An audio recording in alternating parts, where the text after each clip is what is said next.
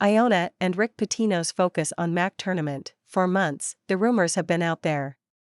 Whispers that Rick Pitino wants one more bite of the high major apple. For months, the rumors have been out there.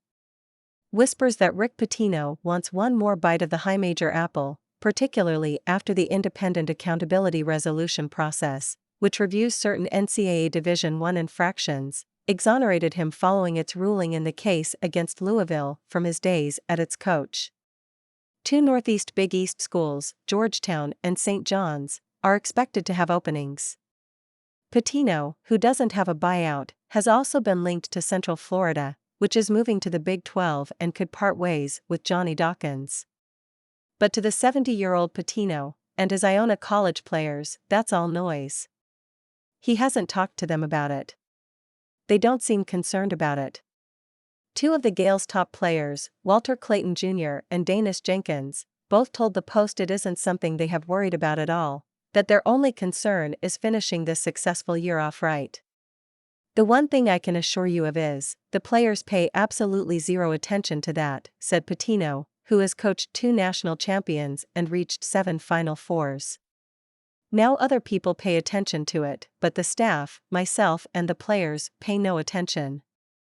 The internet is not going to hire a coach, I can assure you. It never has, and it never will."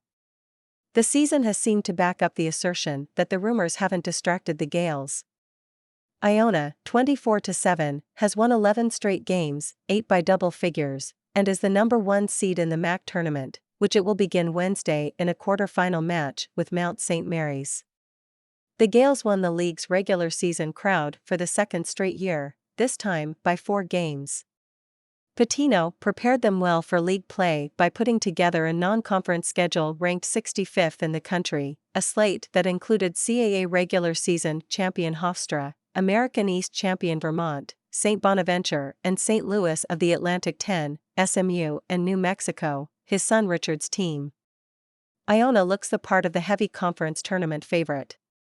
It is number 1 in the MAAC in points scored, field goal percentage defense, turnover margin, assists, and blocked shots. It has a net ranking of 66 and KenPom ranking of 78, very strong metrics for a mid-major program. Clayton and junior forward Nelly Jr. Joseph were selected to the All-MAAC first team, and Jenkins was on the second team. "We all know if we guard and come ready to play and run our offense with great pace, then the sky's the limit," Jenkins said. "There's no ceiling for this team. That's been our motto the whole year. We're in control of our own destiny." It all has led to this point for Iona, which was one and done in the MAAC tournament a year ago after winning it in Pitino's first season and putting a scare into 4th-seeded Alabama in the first round of the 2021 NCAA tournament. Clayton thinks about that 2022 quarterfinal loss to Ryder frequently. He missed the front end of a crucial 1-1 in the defeat that could have iced the game. St. Peter's ended up winning the tournament and became the first 15th seed to ever reach the Elite Eight.